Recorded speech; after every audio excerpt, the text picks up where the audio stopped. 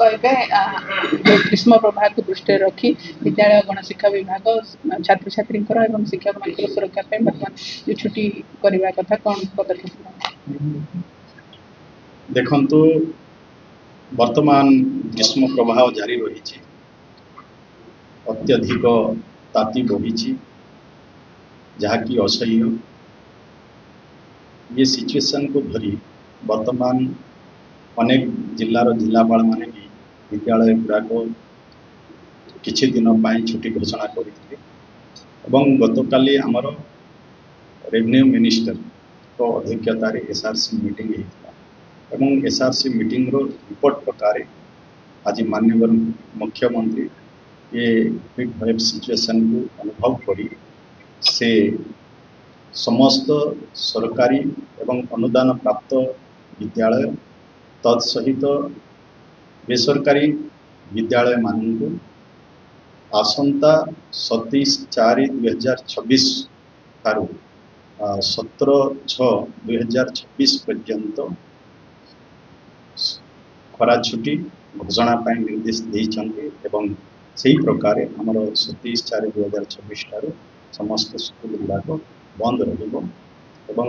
जो माने बेसरकारी अनुष्ठान अच्छी से अनुसार से भी बंद रखिए जदि बंद न रखती कौन जदि घटना घटे से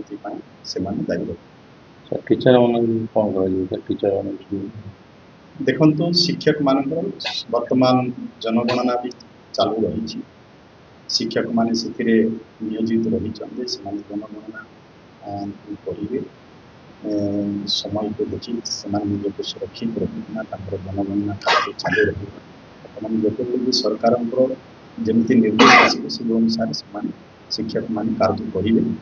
तेणु ये विषय आगामी दिन में शिक्षक मान कथा भी आसो विभाग निष्पत्ति ने कि वर्तमान को जो मैंने विभिन्न सरकारी कार्य नियोजित अच्छा से आज यूजुआल से कार्य को कर आसवे किंतु जेहेतु अत्यधिक गरम असह्य हो सुरक्षा को प्राथमिकता नहीं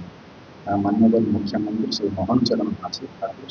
आसंता 27/4/2026 ठारू स्कूल गुड़ाक बंद करने निर्देश देते स्कूल गुड़ाक बंद रहे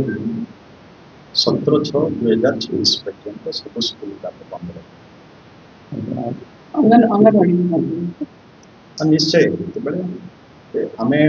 पिलांकर सुरक्षा को प्राधान्य गुरुत्व दूँ से